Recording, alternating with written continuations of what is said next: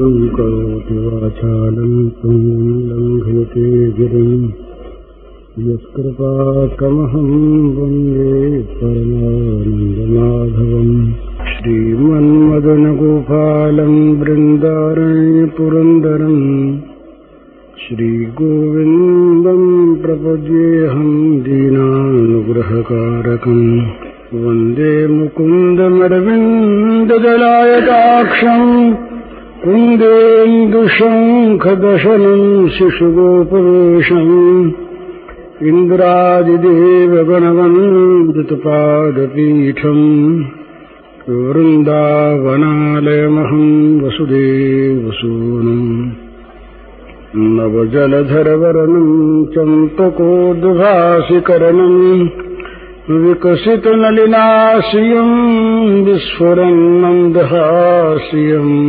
कनकरुचिदुकूलं चारुबर्हावचूलम् कमपि निखिलसारं नौमि गोपीकुमारम् वंशीविभूषितकरान्नवनीरदाभात् पीताम्बरादनुनबिम्बफलाधरोष्ठात् पूर्णेन्दुसुन्दरमुखादरविन्दनेत्रात् कृष्णात् परं किमपि तत्त्वमहं न जाने। प्रातः काल के कुछ पन्ने मेरे पास हैं और अभी एक लंबा पन्ना और आया है। इनमें प्रधानतया भगवत कृपा के संबंध में ही कुछ कहने की बात है। भगवत कृपा के संबंध में रात्रि के समय कुछ थोड़ी बातें हुई थी। भगवत कृपा का एक भाई स्वरूप पूछते हैं, तो भगवत कृपा का कोई खास स्वरूप नहीं है। भगवत कृपा नित्य निरंतर सभी प्राणियों पर सदा है ही। ये एक सिद्धांत है कि भगवान का स्वरूप ही कृपामय है तुलसी परतीत एक प्रभु मूर्ति कृपामयी है। भगवान ने सर्वशक्तिमान होने पर भी अगर हम उनके शब्दों में कहें तो कह सकते हैं उनमें एक शक्ति का अभाव है। वो अकृपा कर कर किसी का बुरा नहीं कर सकते। भगवान किसी पर अकृपा करके किसी का बुरा कर दें, अमंगल कर दें, इस प्रकार की शक्ति का भगवान में अभाव है। मंगलमय भगवान कभी भी किसी प्रकार भी अमंगल कर नहीं सकते। तो भगवान जो कुछ भी हमारे लिए करते हैं, हम यदि नहीं भी मानते हैं तब भी वो कृपा ही करते हैं। यदि कोई पूछे कि भगवान दयालु है या न्यायकारी, तो इसके उत्तर में यही कहना होगा कि उनके न्याय में भी कृपा भरी है। उनका जो न्याय है वो भी कृपा से खाली नहीं है, कृपा से बना है। वो जिस पर क्रोध की लीला दिखाकर प्रहार करते हैं, जिसको मारते हैं उसको भी तारते हैं। देखा प्रत्यक्ष पांडवों के राजसूय यज्ञ में शिशुपाल ने जब भगवान को गालियों पर गालियां दी और जब भगवान ने उसके अपराधों का बहुत अधिक हो जाने पर और जब चक्र से उसके सिर को अलग कर दिया, उस समय विचित्र बात सारी सभा ने देखी, सबने आंखों देखी। शिशुपाल के अंग से एक ज्योति निकली और वो ज्योति भगवान के चरणों में समा गई। तो वो मार के भी तारते हैं। उनका मारना भी तारने के लिए होता है। तो इसलिए भगवान जो कुछ करते हैं वो दया ही करते हैं, कृपा ही करते हैं, ये उसका स्वरूप ही है। तो हम क्या करें? हम ये करें कि उनकी कृपा पर विश्वास करें।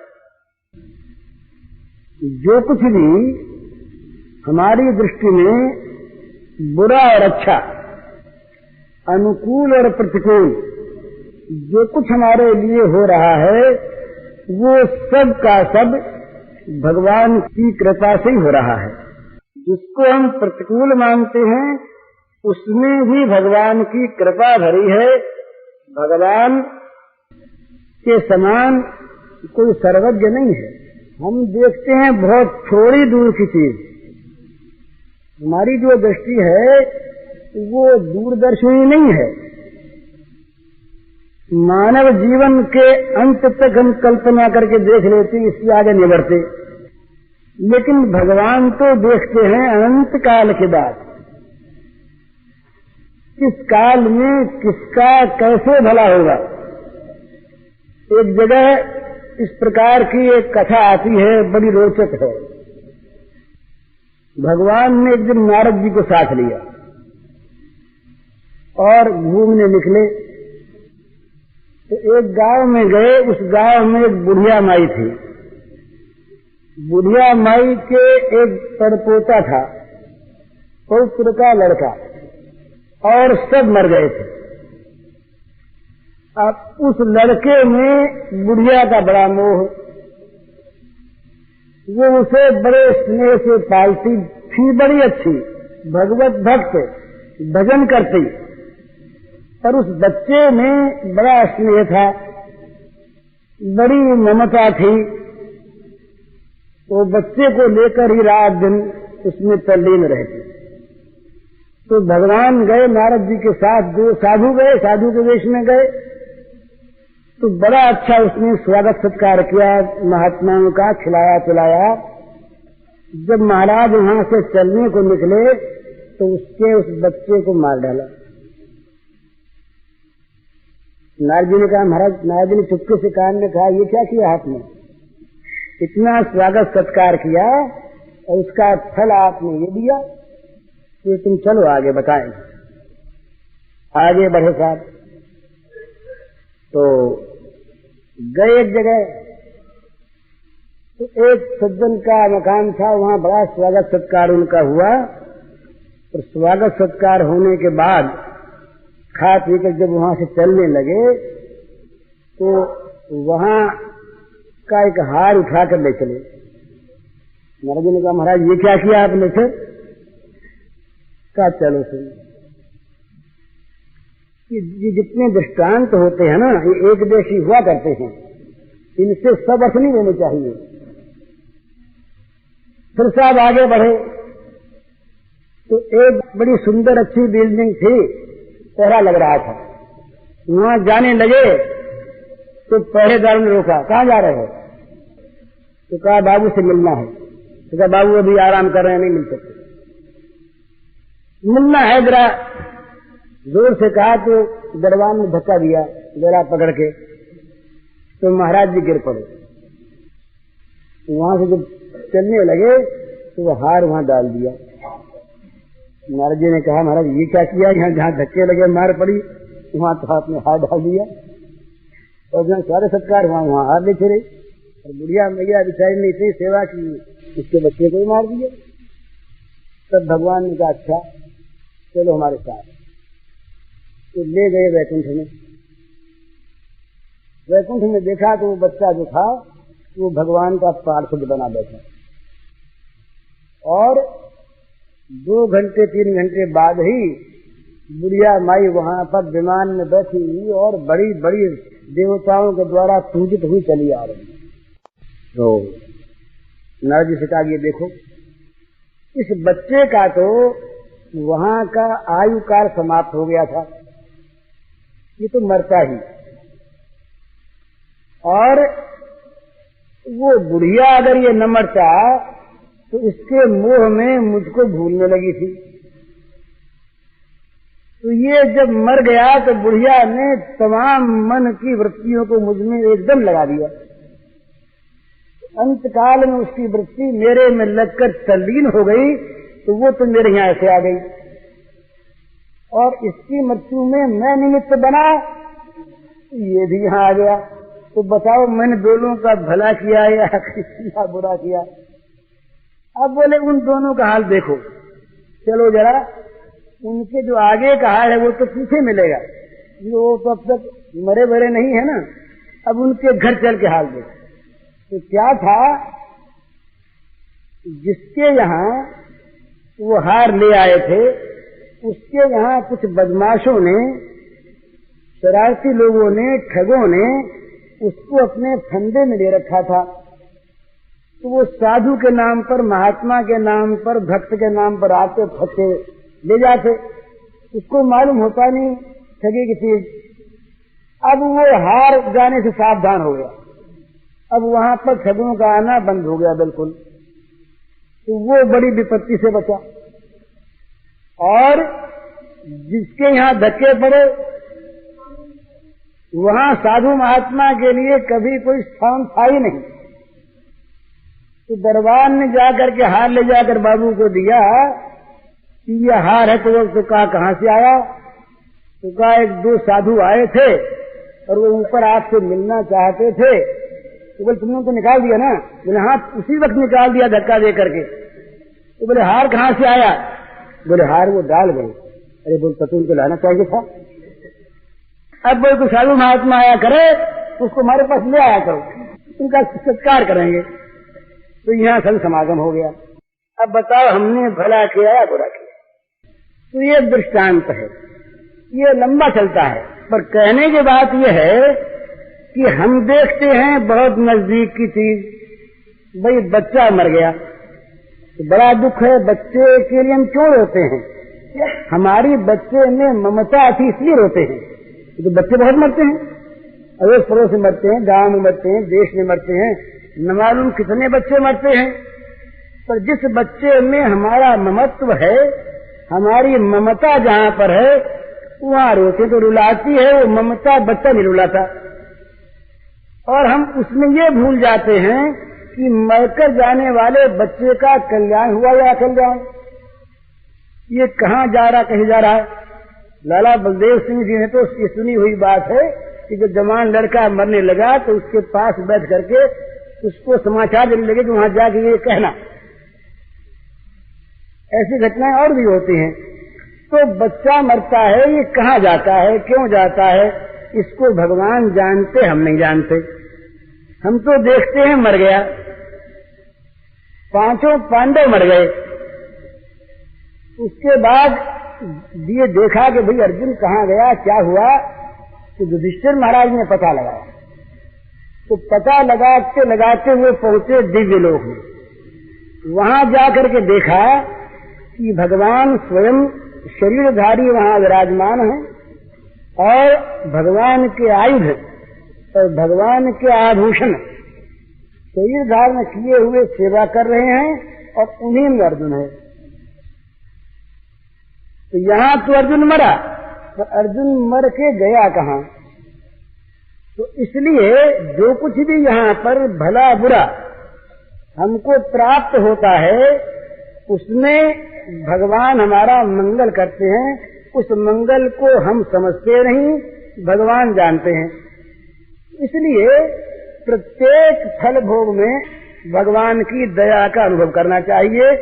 ये कृपा के अनुभव करने का एक रूप। स्वरूप क्या है कि अपना पुरुषार्थ, अपना बल, ये जब तक भगवत कृपा से अलग है तब तक वो विनाशी बल है और वो बल हमारे अंदर अभिमान पैदा करने वाला है। मनुष्य सफलता में अभिमान किया करता है, मैंने ये काम किया और मैं सफल हो गया, मैंने धन कमा लिया, मैंने राज्य प्राप्त कर लिया, मैंने अधिकार प्राप्त कर लिया, मैंने अमुक काम कर लिया। जब जब मनुष्य को सफलता मिलती है तब तक वो भगवान को भूलकर अहंकार की पूजा करता है। वो उसमें जो बल आता है काम करने का वो भगवान से आता है, और भगवान की शक्ति से ही बुद्धि आती है ठीक, और उस बुद्धि से ही वो ठीक काम करता है, और उस बुद्धि से काम करने पर ही सफलता मिलती है। परंतु वो भगवान की कृपा को भूल जाता है तो क्या होता है, अपने बल का घमंड करके वो लगता है काम में, सफल होता है, घमंड बढ़ता है। तो जब बल चुक जाता है, हिरण्यकशिपु का बल चुक गया, रावण का चुक गया, बड़े बड़े लोगों का चुक गया, जब बल समाप्त हुआ फिर वही भगवान की याद आती कि महाराज अब तो बल आप दो। फिर बल कहाँ से आवे? तो भाई कहने की बात यह है कि असली बात, सच्ची बात तो यह है कि जो कुछ भी हम कर सकते हैं वो भगवान की कृपा के बल से करते हैं। न कोई माने तो भाई जब तक बल है तब तक करते रहे, फिर तो उधर देखना ही पड़ेगा, क्योंकि वो शक्ति का केंद्र वहां है। वो जहां से बिजली का पावर आता है वो पावर हाउस एक है, वहां से अगर शक्ति न आवे तो चाहे बल्ब लगा रहे उसमें रोशनी होगी नहीं। तो शक्ति वहां से आती है, तो भगवान की कृपा के बिना कुछ होता नहीं। इसलिए अपने बल का भरोसा छोड़कर, अपने बल का विश्वास छोड़कर, अपने पौरुष का, अपने पुरुषार्थ का गर्व छोड़कर अपने आप को भगवान की कृपा पर निर्भर कर दे। एक और बात है, कोई आदमी अगर ये समझे कि हम तो भगवान की कृपा पर निर्भर हो गए, अब भगवान जब मिलेंगे तब मिल ही जाएंगे, प्रेम प्राप्त होगा तब हो ही जाएगा, उसके लिए हम व्याकुल क्यों हों? और व्याकुल यदि हम होते हैं तो निर्भरता कैसी? तो सच पूछिए तो व्याकुलता में और निर्भरता में कोई विरोध नहीं है। भगवान के लिए जो व्याकुल है उसके पास अपना बल नहीं है। अपना बल होता तो अपनी व्याकुलता को मिटाता किसी बल से। तो जो व्याकुल भगवान पर होगा, भगवान के लिए होगा, वो भगवान पर ही निर्भर होगा, उसके पास और कोई उपाय नहीं है। और जो निर्भर होगा भगवान पर कि भगवान की प्राप्ति भगवान की कृपा से ही होगी, वो भगवान की प्राप्ति के लिए निराश होकर नहीं बैठेगा, वो व्याकुल हो जाएगा। तो इससे एक बात समझ लेने की है कि जिसको भगवान की पर निर्भरता है वो आलसी नहीं है, वो साधनहीन नहीं है, वो कुछ साधन को छोड़ बैठा हो। जिसको भगवान की कृपा पर विश्वास है वो हाथ पर हाथ रख के बैठ गया, ये बात नहीं है। वो भगवान की दी हुई जितनी ताकत है उस सारी ताकत को लगाकर एक तरफ वो पूरा पूरा साधन करता है जितना उससे बन सकता है, परंतु उसके मन में उस साधन का आश्रय नहीं है, उस साधन का भरोसा नहीं है। वो साधन भी आता है कृपा से ही, तो साधन बनता भी है कृपा से ही, तो साधन में सिद्धि भी होती है कृपा से ही। ये विशेषता भगवान, एक आदमी के पास नाम जप करने के लिए जीभ है और माला है, परंतु किसी रोग से वो बेहोश हो गया। अब साधन और उसके पास माला और जीभ होने पर भी करे नाम जप, नहीं कर सकता। तो वो साधन भी आता है कृपा से, उस साधन का उपयोग भी होता है कृपा से, तो साधन का फल भी मिलता है कृपा से। तो वो तीनों प्रकार से भगवान की कृपा का आश्रय करता है। जो कुछ भी उसको साधन प्राप्त है वो कृपा से प्राप्त हुआ, और साधन का उपयोग कर सकता है वो कृपा से। साधन तो है और बुद्धि बिगड़ गई, अब मंदिर भी घर में बना हुआ है, भगवान की पूजा भी है, गीता जी की पुस्तक भी घर में है, रामायण भी है, उपदेश करने वाले संत महात्मा भी है, पर बुद्धि गई बिगड़। अब साधन का प्रयोग कौन करे? साधन सामग्री तो सारी अपने पास है, तो साधन सामग्री भी भगवान की कृपा से मिलती है, तो साधन सामग्री का प्रयोग भी भगवान की कृपा से होता है। और साधन में जो विघ्न नहीं आता, ये भी भगवान की कृपा से नहीं आता। और साधन का जो फल मिलता है, वो भी भगवान की कृपा से मिलता है। तो जो कृपा का आश्रय है, वो आलसी नहीं है, वो प्रमादी नहीं है, वो साधनहीन नहीं है, वो हाथ पर हाथ धरकर बैठा नहीं है, वो भगवान पर आश्रय करने के बहाने वो सो नहीं रहा है, वो प्रमाद करके बुरे मार्ग पर नहीं जा रहा है। बुरे मार्ग पर जाने वाला बोले भगवान सब कुछ कर लेंगे, हम तो चाहे जहां जाते हैं। ये किस प्रकार की बहानेबाजी होती है, और ये पाप के समर्थन का एक ऐसा अपने मन का दुर्भाव होता है। हमारे पास अभी कुछ दिनों पहले एक पत्र आया, उसमें लिखा कि वृंदावन में हम रहते हैं और धाम में रहते हैं, तो धाम में रहकर हम पाप करें, विचार करें, झूठ बोलें, इसमें कुछ भी आपत्ति नहीं, क्योंकि धाम में जो रहते हैं, धाम में रहने से सब कुछ अपने आप ठीक हो जाएगा। तो ये ठीक है कि धाम का निवास मनुष्य के पाप का नाश करता है, पर धाम के आश्रय पर पाप करना, ये तो धाम को कलंकित करने जाना है। और ये लिखा है कि उसका जो तीर्थ में रहकर पाप करता है, उसका पाप वज्रलेप हो जाता है, ये लिखा है शास्त्रों में, स्कंद पुराण में आया। तो इस प्रकार से यदि कोई ये कहे कि हमने तो भगवान की कृपा का आश्रय ले लिया,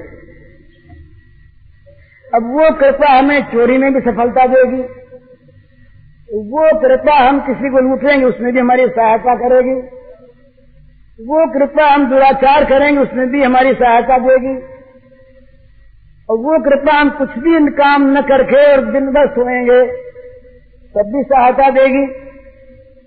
तो ये सब जो है, ये तो वास्तव में वस्तु का दुरुपयोग है। भगवत कृपा का जो आश्रय है वो पापी नहीं होता, भगवत कृपा से पाप कट जाता है, इसमें कोई संदेह नहीं, पर भगवत कृपा के आश्रय से पाप नहीं होता। भगवत कृपा के आश्रय से मनुष्य में अभिमान नहीं आता, आलस्य नहीं आता, प्रमाद नहीं आता, कर्तव्य का त्याग नहीं आता, और दुराचार तो आता ही नहीं। तो भगवत कृपा को मानने वाला तो बहुत अधिक साधन संपन्न होगा। भाई मेरा काम तो बनेगा भगवत कृपा से ही, और मेरा काम भगवत कृपा से बन गया, यहां तक मान ले।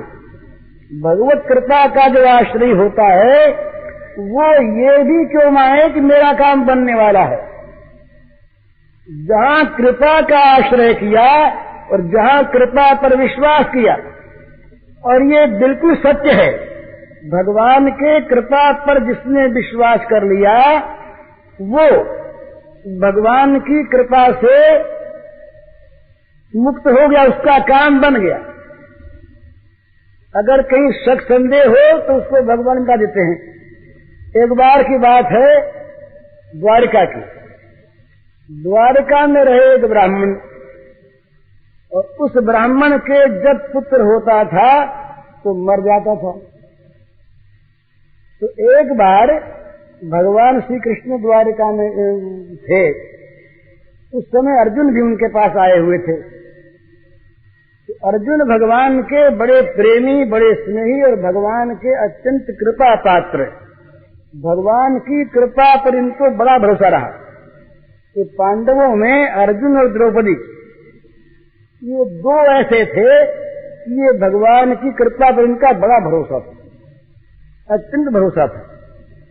जब जयद्रथ के लिए अर्जुन ने प्रतिज्ञा की कि कल हम उसको मार देंगे, तो भगवान ने विनोद से पूछा कि अरे भैया अर्जुन, इतने बड़े बड़े महारथी उनके यहाँ हैं और न मालूम वो क्या व्यूह कल रच लेंगे, और तुमने मारने की ये प्रतिज्ञा किसके भरोसे कर ली भैया?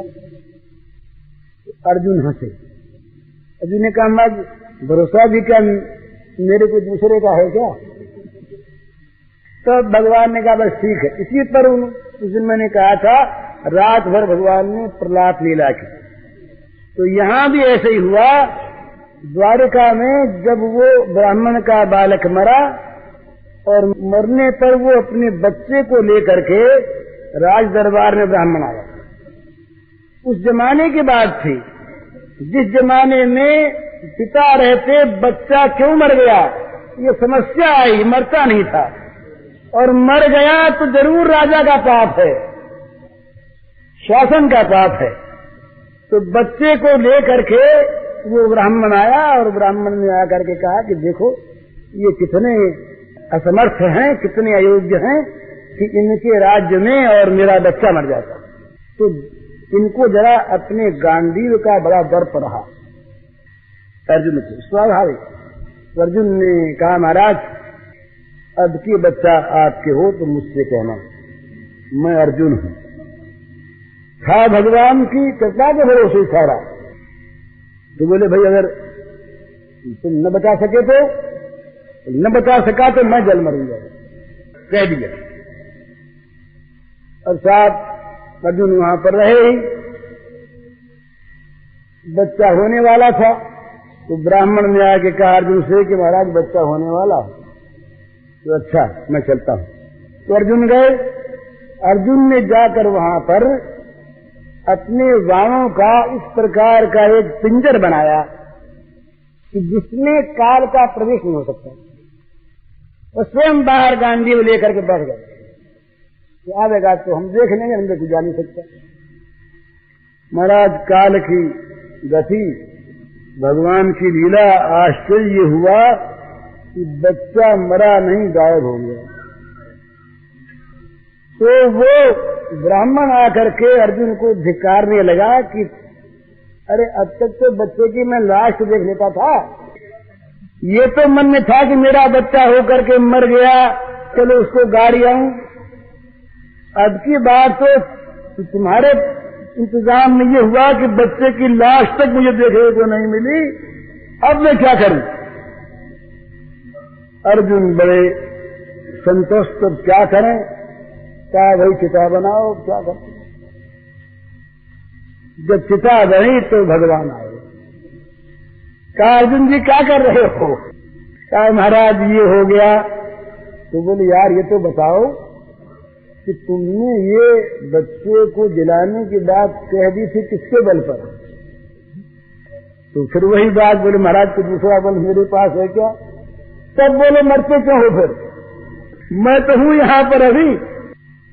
साथ ले गए अर्जुन को। वहां किम पुरुष लोक में गए तो लेकर बच्चे को ले आए। तो कहने का मतलब ये कि जो भगवान की कृपा का आश्रय कर लेता है, भगवान उसके हो जाते हैं और उसकी किसी चीज को भगवान असफल नहीं होने देते, पर उसी को जिसको वो चाहते हैं। वो कहते हैं कि उल्टे जल मछली चले बहो जात गजराज, जो जाको सरनो लियो ताको ताकी लाज। इस गंगा में अगर कहीं प्रवाह के सामने हाथी आ जाए तो बह जाएगा। तो जरा जरा सी वो मछलियां वो प्रवाह के सामने फर्र से चली जाती हैं और जल उनको जरा भी रोकता नहीं। तो क्यों? वो जो मछली है वो जल के शरणागत है, वो जल की कृपा पर वहां रहती है।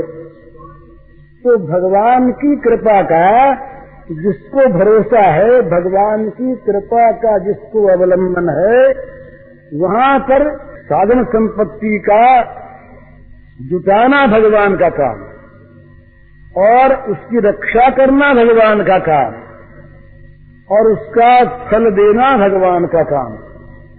वो तो केवल कृपा पर निर्भर करके उनके अनुकूल चलता है, निरंतर चलने में कोताही नहीं करता। वो आलसी होकर बैठ नहीं जाता। भगवान का जो कृपा पात्र है वो तो इतना भगवान के ऊपर अपने आप को न्यौछावर कर देता है कि कहाँ मैं और कहाँ ये कृपा के सागर, मुझ पर कृपा इन्होंने की, क्या देख कर की। और सचमुच एक बात है भला, ये भगवान देख कर कृपा नहीं क्या करते, लेकिन देख कर कृपा करने लगे तो हम लोगों को कोई ठिकाना लगे ही नहीं। अपनी बात में कहता हूँ कि भगवान देख कर कृपा करते मुझ पर तो न मालूम कहाँ कहाँ किस किस नरक में जाना पड़ता है। पर भगवान जो हैं ये पूर्व का इतिहास नहीं देखते, भगवान भूतकाल नहीं देखते, ये याद रखिएगा। हमारे पूर्व जीवन में हमने क्या किया है इसको भगवान देखते ही नहीं। ये हिसाब किताब भगवान के न्याय में नहीं है, ये हिसाब होती है, सच्ची बात है। भगवान की जो कृपा होती है तो ये जगत का जितना न्याय है ये कहीं रह जाता है। लोग देखते हैं कि अब तक ये ऐसा था, अब ऐसा कैसे हो गया, तो भगवान की कृपा से हो गया। तो कृपा ने कुछ सोचा नहीं कि ये क्या था, इसको हम क्या कर रहे हैं। कृपा अगर सोचना जानती होती तो वो कृपा होती ही नहीं। कृपा सोचना जानती नहीं, कृपा तो अपना काम करना जानती है, उसका काम यही है। उसका काम ये पहले क्या था, कैसा था, ये जरा भी कृपा नहीं देखती। कृपा देखती है केवल वर्तमान के उसके मन को, वो कृपा पर विश्वास करता है या नहीं, कृपा पर उसका भरोसा है या नहीं, इतनी ही बात कृपा देखती है। और ये देख करके जब कृपा लगती है उसके विघ्नों का नाश करने में, तो कृपा लगती है उसको संभालने में, और कृपा लगती है उसको भगवान के पास पहुंचाने में, तो फिर विलंब का काम क्या है। जहां भगवान की कृपा ने ये देखा कि इसके विघ्न मिट जाए, मिट गए, इतनी देर लगती है। वहां तो सत्य संकल्प है।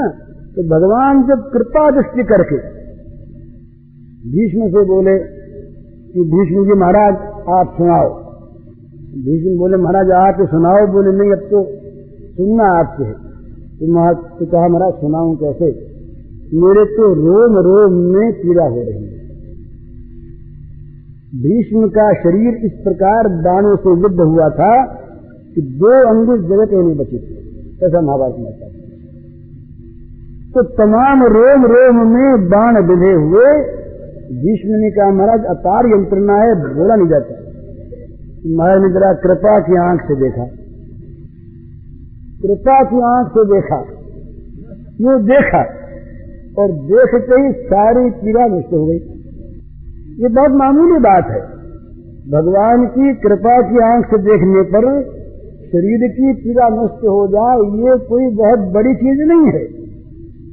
उनकी कृपा तो जिस तरफ झांक लेती है उस तरफ भगवान उसके बन जाते हैं।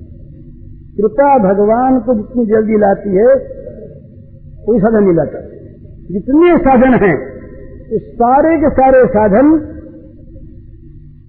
किसी न किसी प्रकार की त्रुटि रखते हैं, किसी आवश्यकता को बीच में रखते हैं। तो जो भगवान की कृपा है ये बस ऐसी है कि भगवान को पकड़ लाती है और भगवान के पास उसको ले जाती है और कहती जबरदस्ती गोद में बैठाना पड़ेगा।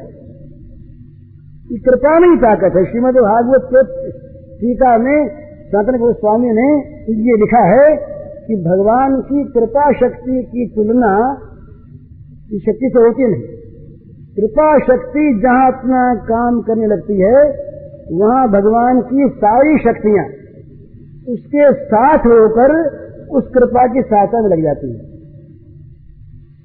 तो भगवान की कृपा जो ऐसी है वो फिर क्यों ही मिलती। क्या भगवान की कृपा में वैषम्य है, एक को मिले एक को नहीं? बोलना ऐसी बात नहीं। सूर्यम सर्वभूतानां, तो फिर क्यों नहीं मिलती? इसीलिए नहीं मिलती कि उस पर विश्वास नहीं करते। कृपा पर विश्वास करो तो कृपा मिली हुई है, कृपा पर विश्वास न करो तब भी कृपा तो है ही। पर कृपा का जो सुंदर सुंदर अनुभव है वो हमें नहीं हो रहा है। एक बात सुनाई उन्होंने कि भाई एक आदमी था, वो आदमी जंगल गया था, जाके आया, कुएं पर गया, हाथ धोया तो वो भूल गया था दातुन। किसी ने नाथ दातुन दे दिया उसी समय, तो वो नाथ थे। देखो ना कितना ख्याल करते हैं, मामूली मामूली बात का दत्वन में भूल गया तो पहुंचा दिया। अब वो दत्वन की बात छोटी थी तो उसने उस कृपा को समझ लिया, तो समझ में आ गई कृपा, अब वो तो निहाल हो गया। इसी प्रकार से ऐसी घटनाएं हमारे जीवन में न मालूम कितनी होती हैं, अनायास। उन घटनाओं को देख देख कर अगर हम उसमें भगवान की कृपा को देखें, जोड़ें, तो बस भगवान की कृपा का पद पद पर पल पल में दर्शन होगा। कितनी बार अपने जीवन, सत्य जीवन में ऐसी बातें आती हैं और उसको हम उस जगह लेते नहीं। दत्वन भेज दिया ना, इसी प्रकार न मालूम वो क्या क्या भेजते हैं, कैसे कैसे बचाते हैं, कैसे कैसे रक्षा करते हैं, कैसे कैसे हमको चीज देते हैं, बनाते हैं। मूलर ने एक ग्रंथ लिखा, उसमें लिखा है उनके यहाँ एक अनाथाश्रम था, उसमें 250 अनाथ थे। अब तो उनका बहुत बड़ा हो गया है वो, अब तो करोड़ों रुपए साल में खर्च होते हैं। वो लंगड़ा आदमी था, बड़ा भगवत विश्वासी। तो आश्रम था, अनाथाश्रम, 250 उसमें अनाथ थे। एक दिन खाने को कुछ नहीं, पहले मैंने कहा था कुछ भी खाने को नहीं।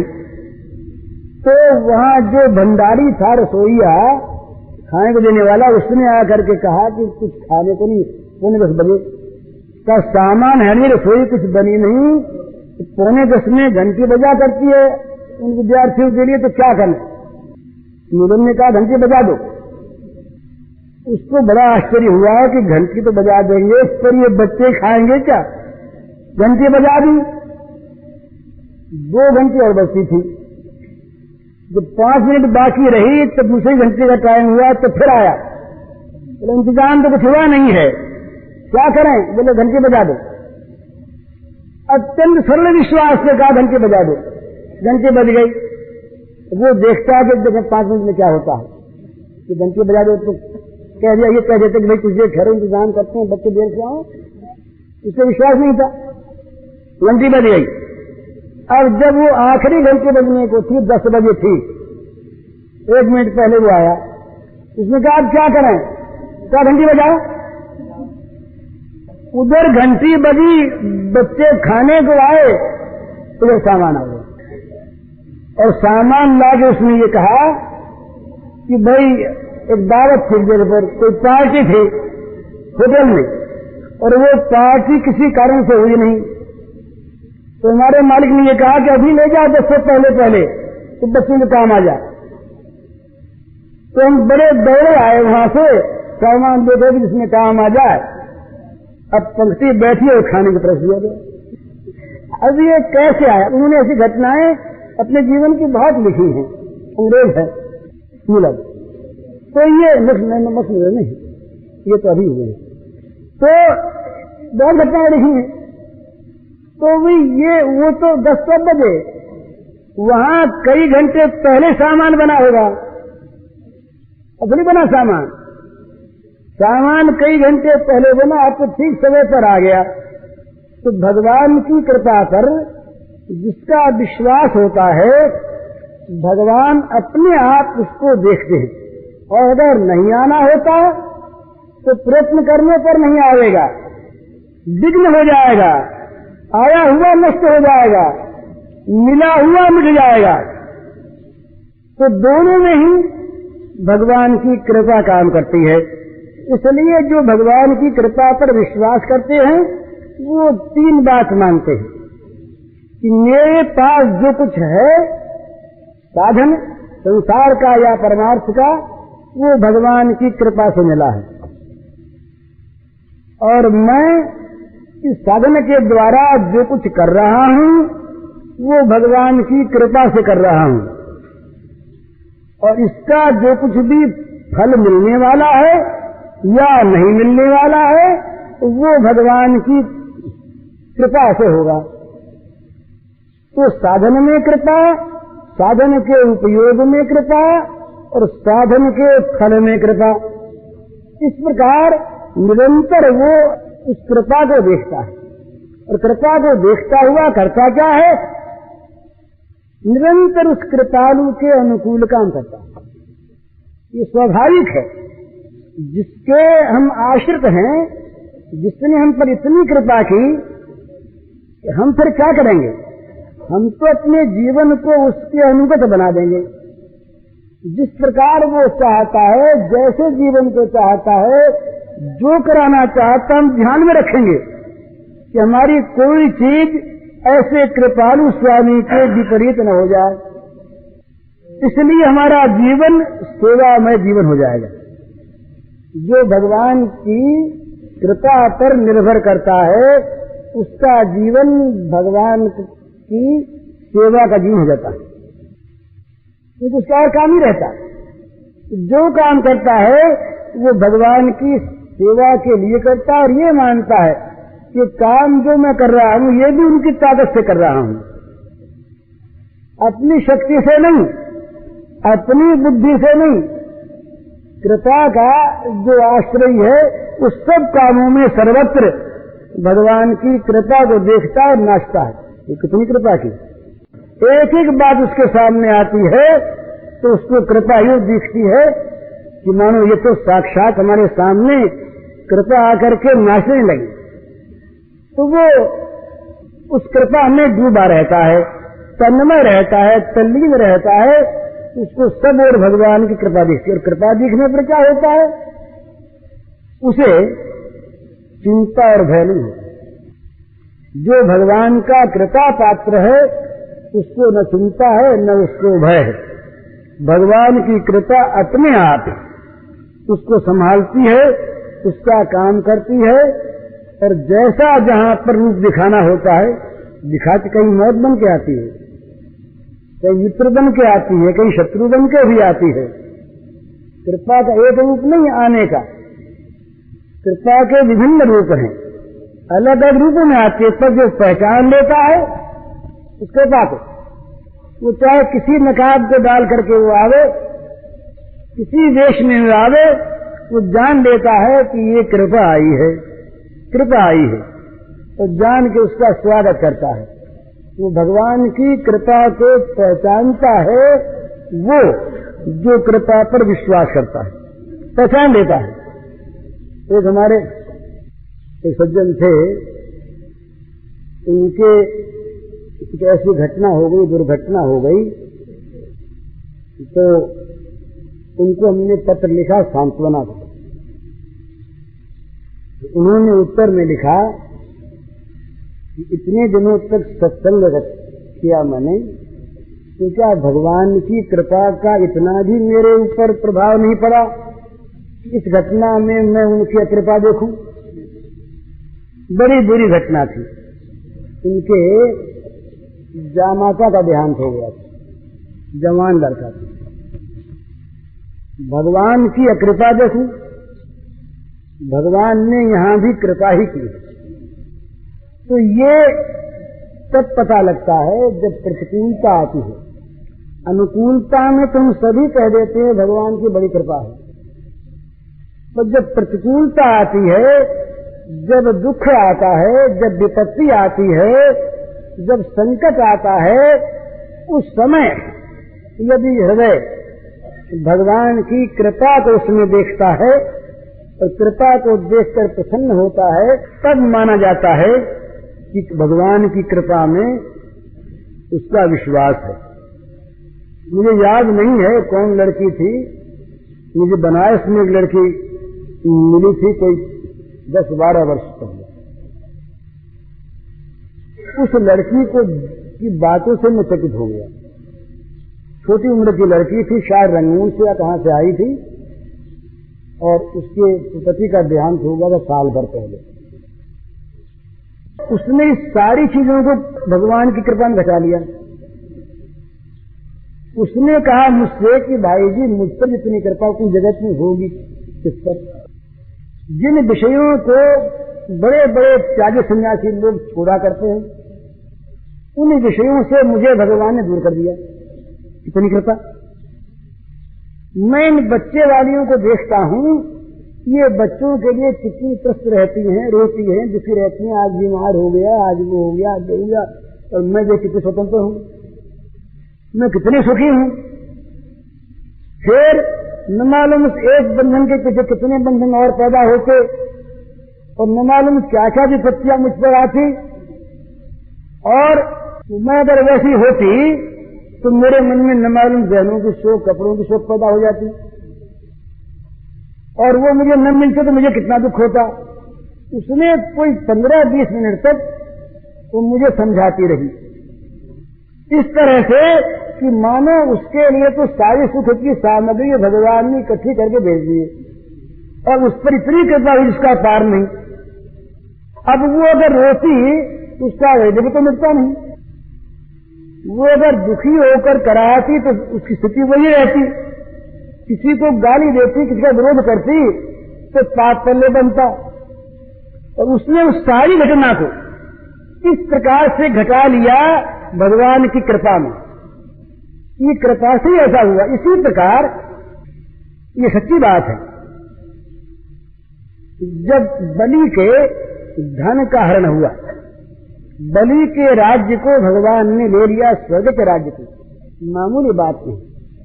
उस समय ये प्रसंग आया कि ये बलि पर भगवान ने कृपा की। अगर कृपा न करते तो क्या होता पता नहीं, इसका घमंड कितना बढ़ जाता, और ये भगवान को तो भूलता ही जगत को कितना दुख देने वाला बन जाता। बड़ी कृपा। तो ये समझे, जब कोई वस्तु मिले तब ये समझे भगवान ने बड़ी कृपा की, मुझ पर इतना विश्वास किया कि सेवा के लिए मुझे वस्तु सौंपी। पुत्र घर में आवे, पुत्र पैदा हो, धन हो, संपत्ति आवे, तो ये समझे भगवान की इतनी कृपा माने कि देखो ना, मुझ पर कितना विश्वास कर लिया भगवान ने कि अपनी चीज को मुझे सेवा के लिए सौंप दिया। कितना मेरा सौभाग्य। ये पुत्र, ये वस्तु, ये तो सब उन्हीं की है ना, मुझे सौंपा है सेवा के लिए। तो भाई बड़ा विश्वास किया और बड़ा काम मेरे दिन में कर दिया। अब तो मैं उनको प्रसन्न करूं, उनकी सेवा करके तभी मेरे जीवन की साथ सकता है। तुरंत कृपा समझे। और अगर उनमें से किसी को भगवान ले ले तो बड़ी कृपा समझे कि भाई भगवान ने समझा कि कहीं फंस जाएगा, इसलिए मुझे बचाने के लिए भगवान ने कृपा की है। वो बड़े कृपालु हैं। इस प्रकार से हरेक घटना को भगवान की कृपा के साथ जोड़ दे, और जो विश्वासी होता है उसकी जुड़ी जाती है। तो जुड़ने के साथ ही क्या होगा? सुख होगा। इतना सुख होगा भगवान की कृपा के साथ जोड़ लेने पर। और वस्तु के जाने का दुख नहीं होगा, और वस्तु के पाने का अभिमान नहीं होगा। ये वस्तु मैंने प्राप्त की, अभिमान नहीं होगा। वस्तु पर ममता नहीं होगी, ममता नहीं से आसक्ति नहीं होगी। वो नहीं होगी तो बंधन नहीं होगा, और फिर उसके बिछुड़ने पर कोई दुख नहीं होगा। तो मिलने पर भगवान की कृपा माने इस रूप में कि बस ये भगवान की बड़ी कृपा है, इतनी वस्तु में सेवा के लिए सौंप दी, अब मजे में काम करो। तो वो घर में रहकर महाराज बिना माया फेरे हुए और अपने बच्चों को पालता हुआ वो दिन भर भगवान की पूजा करता है। अगर ये भाव है तो दिन भर घर का प्रत्येक काम भगवान की पूजा, झाड़ू देने से लेकर जितना काम, वो सब का सब भगवत पूजा, क्योंकि वो भगवान की पूजा के लिए घर में रहता है।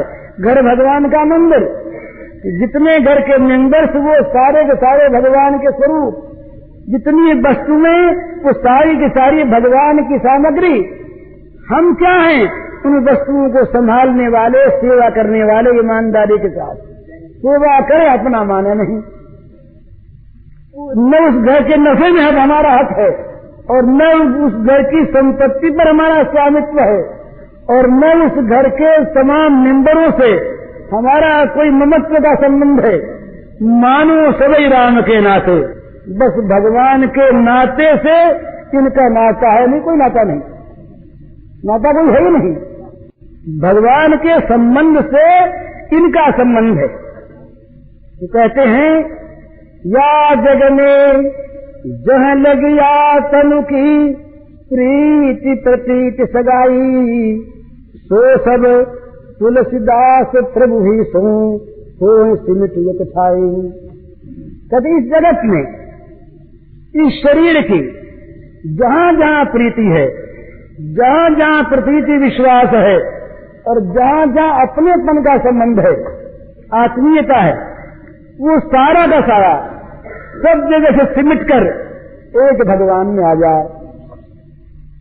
तो सारी वस्तुओं का संबंध, वस्तुओं के सेवन का संबंध, ये जब भगवान से हो गया तो भगवान की कृपा से भगवान ने अपनी वस्तु दी, भगवान ने अपनी कृपा से इनकी सेवा संभाल का काम सौंपा, भगवान ने अपनी कृपा से इनकी सेवा करने की शक्ति भी दी। ये शक्ति न होती सेवा करते कहां से? अब ईमानदारी भगवान ने दी कि ईमानदारी से अपना न मानते हुए, ममत्व न करते हुए, आसक्ति न करते हुए, भगवान की चीज भगवान के लिए भगवान की दी हुई शक्ति से हमारे द्वारा सेवित होती रहे बस। और जब चली जाए चीज तो बहुत आनंद। अरे हमने तो मतलब उन भगवान से है ना। तो सोचिए किसी व्यापारी के दुकान की 20 जगह ब्रांचेज हैं, शाखाएं हैं, और सब में अलग अलग मुनीम हैं, मैनेजर हैं। भाई यहाँ रुपए की लागत नहीं है और उस दुकान में लागत है। इस दुकान पर हुंडी करके उस दुकान में रुपया भिजवा दिया तो हुंडी शिकार नहीं, मुनीम रहेगा क्या? दोनों दुकान मालिक की, दसों दुकान मालिक की, मालिक का रुपया रहेगा मालिक की दुकान में, हुंडी की मालिक ने तो तुरंत हम न करेंगे तो मालिक की इज्जत पर बच्चा लगेगा। भाई ये क्या है, नहीं कहीं बेईमान तो नहीं हो गया, रुपया कहाँ चला गया, क्यों हुंडी नहीं से करी? तो चीज जाएगी मालिक के यहाँ और है मालिक की, तो बड़ी प्रसन्नता के साथ वो हुंडी स्वीकार देगा, रुपये वहां भेज देगा। इसी प्रकार से जब वस्तु जाए तब समझे कि भगवान ने बड़ी कृपा की, मुझे बड़ा ईमानदार माना। वो देख रहे हैं कि रुकिए कहीं अपना तो ईमान है उसने, ये ईमानदारी की परीक्षा कर रहे हैं कि क्या बात है। जब हमारे कोई दुख आता, संकट आता, जो वस्तु जाती है उस समय अगर हम उसको रखना चाहते हैं या किसी चीज पर हम अपनी ममता करना चाहते हैं, अपनी मानना चाहते हैं, तो भगवान कहते हैं बेईमान हो गया। चीज हमारी थी, तुम्हें यदि सेवा के लिए, संभाल के लिए तुम मालिक बन बैठे, तुम मालिक तो रहेगा नहीं। हो चीज छिन जाएगी और बेईमानी का केस चलेगा उस पर, चीज रहेगी नहीं उस पर, और अपनी माना उसने तो छोड़ते हुए दुख होगा और बेईमानी का केस चलेगा, उसको दंड होगा। तो भगवान कभी कभी तो परीक्षा के लिए चीजों को लेते हैं और कभी कभी उसका ट्रांसफर करने के लिए तो अच्छी जगह ट्रांसफर करते हैं, तो चीजों को ले लेते हैं कि तुम्हें अब इससे अच्छा काम सौंपेंगे। अरे कहीं कोई आदमी कहीं पर नियुक्त है, उसको किसी अच्छे काम पर देंगे, तो ऊंचे काम पर, तो क्या रहे, बड़ी अच्छी बात है। तो इसी प्रकार से प्राप्ति में और विनाश में, वियोग में और संयोग में, मिलने में और बिछुड़ने में, जन्म में और मृत्यु में, दोनों में भगवान की समान कृपा का अनुभव करे वो भगवत विश्वासी है। जो भगवान का, उसको फिर कभी दुख क्यों होगा? वो तो जहां तक मालिक बना बैठा है ना, वहीं तक रोता है। जहां मालिकी भगवान को सौंपी